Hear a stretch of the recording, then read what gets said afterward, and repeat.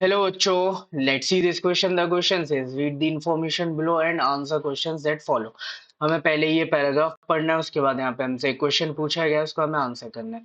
Most of the important decisions regarding the savings and loan activities are taken by the group members. The group decides as regards the loan to be granted, the purpose, amount, interest to be charged, repayment schedule, etc.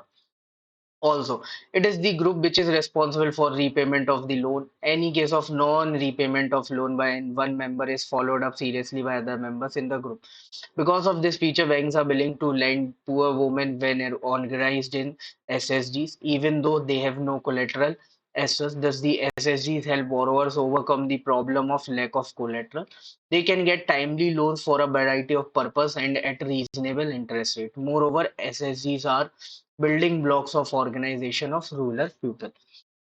देखो यहाँ पे self help group की बात हो रही है कि self help group जो भी लोन देते हैं या जो उनकी सेविंग एक्टिविटीज होती हैं, तो सेल्फ हेल्प ग्रुप के जो मेंबर्स होते हैं वही डिसाइड करते हैं यहाँ पे कि किसको लोन देना है, लोन का अमाउंट क्या होगा, लोन का पर्पस क्या होगा, कितना इंटरेस्ट रेट चार्ज करना है, रीपेमेंट शेड्यूल क्या होगा. इवन ये भी इंश्योर कराता है कि रीपेमेंट हो वहां पे. अगर रीपेमेंट नहीं हो रही है, नॉन पेमेंट हो रही है यहाँ पे, कोई एक मेंबर डिफॉल्ट करता है, तो ग्रुप का दूसरा मेंबर सीरियसली उसको फॉलो अप करता है कि हाँ क्यों भाई ये नहीं कर रहा है, क्या रीजन हो रहा है, वो सारी चीजें देखता है. अब ये जो इनका फीचर है यहाँ पे, इसी फीचर की वजह से बैंक्स जो है वो बहुत ज्यादा इंटरेस्टेड होते हैं कि ऐसी महिलाओं को लोन दें जो सेल्फ हेल्प ग्रुप के साथ कनेक्टेड हो.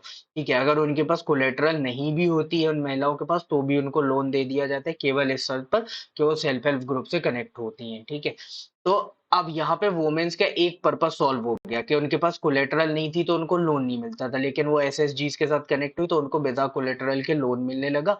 अलग अलग पर्पस के लिए अब लोन भी मिल जाता है और रीजनेबल रेट पर वो लोन मिल जाता है. इसीलिए हम एसएसजीज को क्या कहते हैं?